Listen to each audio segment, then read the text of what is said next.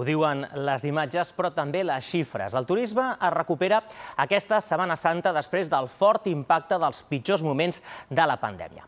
El 2020 i el 2021, Catalunya ha perdut més de 29 milions de visitants estrangers. Ara aquests turistes tornen a venir. Els agents del sector diuen que caldrà esperar uns anys fins que s'arribi a la recuperació total, però el turisme ha començat a activar-se amb força, tant el d'aquí com el que ve de fora. A la Catedral, a l'Arc de Triomf i a la Sagrada Família. Les fotografies de Barcelona comencen a ser les que eren, plenes de turistes. Vine a conocer